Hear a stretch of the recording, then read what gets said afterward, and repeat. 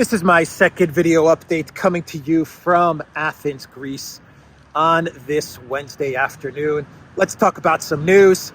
And we have got to talk about EU Commissioner, the EU Chief Head Honcho, the Pirate of Brussels, Ursula von der Leyen, and the speech she gave earlier today on this Wednesday. And reading from a script, because this was a script that she was reading from, Ursula von der Crazy, she said this, and I quote, "More than 100,000 Ukrainian military officers have been killed so far." That is a direct quote from a statement that Ursula von der Leyen gave today. They actually, the social media team of the EC, the European Commission, von der Leyen's social media team, they actually took this statement with this quote, with this sentence in it as well. They posted it on social media. It went everywhere, viral, all over the place. Then when they had realized what they had done, which is pretty much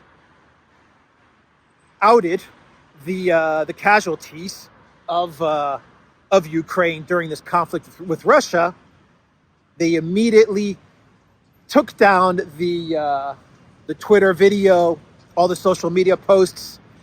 They then cut out and edited this very sentence that I read out to you, and they stitched it together and then reposted the Pirate of Brussels' statement. In this statement, just to give some context, what she was saying, and I'll put a link down below to the full statement. Actually, I'll put a link to her full statement where she says this line about the 100,000 casualties. And she actually says military officers. She meant soldiers, but she actually says 100,000 military officers have been killed so far in Ukraine.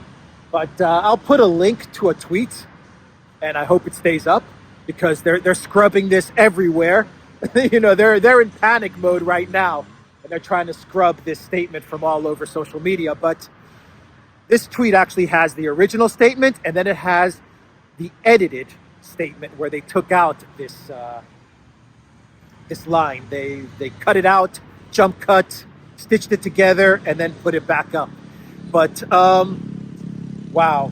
So what she was saying, what she was launching into, and why she used this line is because she was talking about the village in Kiev where allegedly certain atrocities occurred. You guys know what I'm talking about. And then she talks about the casualties to lay the groundwork for what the European Union is putting together with regards to a criminal court. So she was trying, in my opinion, the script, what it was trying to do that she was reading from, it was trying to lay the groundwork to put the case together for a European Union criminal court, which is going to go after Russian war crimes in this conflict. And then immediately right after that, her scripted statement started to talk about the money, getting their hands on what Ursula estimates to be 600 billion in funds that are needed for Ukraine, and which Russia should pay to Ukraine in terms of reconstruction. So the whole sequence of events, this was not a mistake. This was deliberately put in this statement. And the sequence of events was, let's talk about the atrocities. Let's talk about the casualties in Ukraine. Let's gain some sympathy there. Talk about the atrocities. Talk about the casualties. Set up the criminal court. The fact that we're putting together a criminal court, which they say they're going to put together in cooperation with the United Nations and stuff like that. That's what this statement from von der Crazy said. And then we'll launch into making the case for 600 billion, which is really just trying to build the case to steal the 300 billion, whatever that amount is. let's just say it's 300 billion in frozen Russian assets. That's what I think this is all about. That's what it's all about. It's like, it's just building the case, like a legal team building the case day after day, week after week, to justify the theft of the 300 billion Russian frozen assets. And that's what this whole statement was about. That's what it all was about. She talked about the alleged atrocities in this village outside of Kiev. Then the script said, let's talk about the total casualties in Ukraine. Then let's talk about setting up a criminal court. And then let's go for the knockout blow, which is, we want 600 billion from Russia. We're not going to get 600 billion from Russia, but we'll take 300 billion. That's the outcome. That's the desired result of all of this. Anyway, people are flipping out. The Zelensky regime is flipping out. The collective West is saying, Ursula, what are you doing? We're supposed to keep these numbers secret. And they realized their mistake. They realized that the European Commission realized that it blew apart the entire Ukraine narrative. It has exposed the casualty number to the entire world. And there it is. And so the Zelensky regime, there are rumors, and these are just rumors. There are rumors that the Zelensky regime is in panic mode because there are some people in the Zelensky regime, some factions in the Zelensky regime, that believe this wasn't a mistake, that this was deliberately put in there so that they could signal to Zelensky, look, if you don't tone it down and calm down a bit and stop being such a tool, such a nitwit, then we're going to start exposing all of the lies to the media, and your clown puppet days are going to be over. That's what some factions in the Zelensky regime believe, that this was deliberate, and this is kind of sending a message to Zelensky. Stop being such a, I was going to say a bad word, stop being such a fool. Stop being such a clown and acting like such a clown, and every day saying dumb stuff and dumb demands and all of these things. Get back in line. Just take your orders, read the scripts, and if you don't do this, then we're going to expose a whole bunch of different lies, starting with the casualty numbers. And once these casualty numbers, if they make their way to the Ukraine general public, to the citizens of Ukraine, well, they're going to be pretty upset with Zelensky. 100,000. He's been trying to keep these numbers hidden. And they've done a good job in keeping these numbers hidden. And Zelensky has been trying to keep these numbers hidden from the general public because he understands the backlash that he's going to get once a video like this goes viral. And it is going viral. I mean, they're trying to scrape it. They're trying to take it down from all social media, but it's all over the place. It's on Telegram. It's on Twitter. It's everywhere. So, look, this was a mess up. This was not deliberate. This was part of the script. Ursula and her team thought this was the right approach in order to lead into the seizing of Russian assets. They thought this is how they're going to build up the whole narrative so that they can get to making the case for seizing Russian assets. And they didn't think it over too well, and they forgot that we're not supposed to admit casualty numbers. They forgot that. They made a mistake. And that's what usually happens when you're in panic mode, which is what the collective West is in. They are in panic mode. Russia is advancing. They've got 400,000 plus forces, which are going to come into the SMO any day now. Every week, you're looking at missile strikes, which is degrading Ukraine's electric infrastructure. And they're panicking. They are absolutely panicking, and they're saying to themselves, we have got to get to this money ASAP, like really quick. Before they were saying that the reconstruction cost was going to be 300 billion. Now it's 600 billion. Zelensky, in my morning video update, he was talking about how Ukraine needs $1 trillion. They're all over the place. They are all over the place, but they want to get their hands on the 300 billion. And they can't make a legal case for it, so they're trying to do a workaround now. Anyway, big boo-boo from the pirates of Brussels. Big mistake. And it was even dumber to edit that part out and stitch it up and then repost the video. Why did they do that? That was stupid. Just take the thing down. Take the thing down, call up all your buddies at all these social media platforms, maybe call up Elon Musk at Twitter, call them all up and tell them, look, guys, we need your help because we really messed up on the Ukraine narrative. I mean, that would have probably been the best thing for them to do, I imagine, but taking it down, removing that sentence, editing the video and then putting it back up, that makes it 1,000 times worse because there's like side-by-side comparisons now. what she really said and the edited version, oh boy, does it look bad. But they're panicking. They are absolutely panicking. And that's why you make dumb mistakes like this when you're panicking and you're greedy. You're panicking and you're greedy. We are seeing the worst of human nature play out right now. Anyway, NATO, they came out with some statements, and this is kind of a follow-up to my morning video.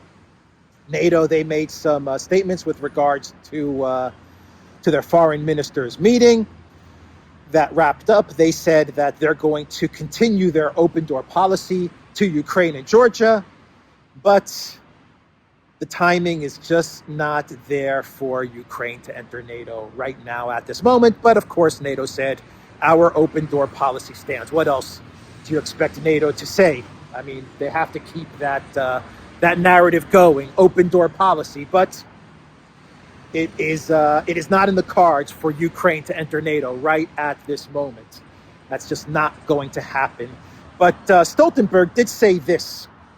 This is what Stoltenberg said. And let me pull it up. 1 second. He said during a press conference with, I'm trying to see that photo. I believe I thought it was Olaf Scholz. It's not. Anyway, he said at a press conference, Putin is now trying to use winter as a weapon. That is a quote from Stoltenberg, the chief of NATO. But I thought that according to Ben Wallace, that Ukraine is much better prepared to fight in the winter than Russia. I thought that Russia doesn't know how to fight in the winter. Ben Wallace was telling us just yesterday, Ben Wallace was telling us how Ukraine has gotten all this awesome winter kit, all this awesome winter gear from the collective West. And according to Ben Wallace, the UK defense minister, in his expert opinion, Ukraine is much better equipped to fight in the winter than Russia, and it's a slam dunk. I mean, Ukraine is going to clobber Russia this winter, and Ben Wallace is actually encouraging Ukraine to go on the offensive this winter because they're so much better prepared than Russia. Why is Stoltenberg now telling us that Putin is trying to use winter as a weapon? I thought that winter is in the advantage of Ukraine. That's what they were telling us just the other day, that winter is in the advantage of Ukraine. Anyway, that is what Stoltenberg said. And finally, so I can wrap up this video, we have, let's see here. Oh, and Stoltenberg also said that NATO considers the main thing now to ensure the victory of Ukraine and not discuss its entry into NATO. Boy, that is bad news for Zelensky. That is really bad news for Zelensky. It's a very diplomatic way of saying that Ukraine is not getting into NATO anytime soon. That is what that statement is saying. And you have the Russian foreign intelligence chief, Naryshkin. He told RIA Novosti, a Russian media outlet, that Poland is speeding up preparations for the annexation of Lviv, Ivano-Frankivsk, and most of Ternopil regions of Ukraine. In other words, according to Naryshkin, the intelligence chief of Russia. He must have some sort of information, I imagine, some sort of intel saying that Poland is preparing to make their move to take the west of Ukraine that is considered historically Polish. So that is an interesting development as well, which once again signals that the collective West, many of the players in Project Ukraine of the collective West, they're trying to figure out their angle and how they're going to not only get out of this mess, but how they can possibly get out of this mess with taking something for their own. And Poland is thinking to itself, well, this is a huge mess. This is not gone as we had planned, but we might as well come out of this with something. And I guess they're thinking, if this rumor, if this intel statement from Naryshkin is to be believed, I guess Poland is thinking, well, we might as well come out of this with what we consider to be historically our territory. So it is just, it's a statement from the intel chief to Russian media, but that's all it is at this moment in time. We have not seen any evidence or documents or anything like that. Not that we should expect to see stuff like that, but an interesting statement nonetheless. I just think it confirms that there's a general panic all around in the collective West, and I think that there are different actors now who are trying to figure out their exit. How can they get the best possible exit out of this? So some people are thinking, let's get our historical lands back. Other groups are thinking, let's get our hands on the 300 billion ASAP. All different actors are trying to figure out a way to exit this. And do I have a clown world? No, I don't have a clown world, actually. The Ursula was my clown world. But let me read you a statement. And I saw this on Telegram. And I'm trying to see which channel. Slaviangrad. I saw this post from Slaviangrad on Telegram. And I thought I would read it to you since we've done a couple of videos on NATO. And I think this adds some interesting historical perspective as to what happened during the bombing of Serbia and what is happening now in Ukraine and the hypocrisy of it all. So this is from NATO spokesman Jamie Shea. This is a briefing given in Brussels, May 25th, 1999. And a question was posed to Jamie Shea, and I believe it was from a Norwegian journalist. I'll put a link to the briefing, the entire briefing. I'll put a link to it down below in the description box. And the question was to Jamie Shea, if you say the Yugoslav army has a lot of generators, why are you depriving the country of 70%, not only of electricity, but also of water supply? Because according to you, NATO only strikes military installations. And the answer from this NATO spokesman was, unfortunately, command and control systems also depend on electricity. If Milosevic really wants his citizens to have water and electricity, all he has to do is accept NATO's terms, and we will stop this campaign. Until he does, we will continue to attack the targets that supply his army with electricity. If there are consequences for the population, that is Milosevic's problem. Water and electricity are used against the people of Serbia. We have cut them off permanently or for a long time for the sake of the lives of the 1.6 million Kosovars who have been driven from their homes and whose lives have been badly damaged. Not everyone will like that difference, but to me that difference is fundamental. That is from the NATO spokesman Jamie Shea during a briefing with journalists on May 25th, 1999. And I think everyone can substitute countries and names, and you can see the hypocrisy of NATO and the collective West. Anyway, that is the video, guys. The Duran.locals.com. We are also on Rockfin as well. And go to the Duran shop, 10% off. Use the code Good Day. Look for Alexander's channel. Look for the Duran's channel. We are on all the platforms, including Telegram, Rumble, ODYSEE, BitChute. And that is it for me from Athens on this Wednesday evening. Night is starting to fall. I am going to grab another coffee and get this video up. Take care.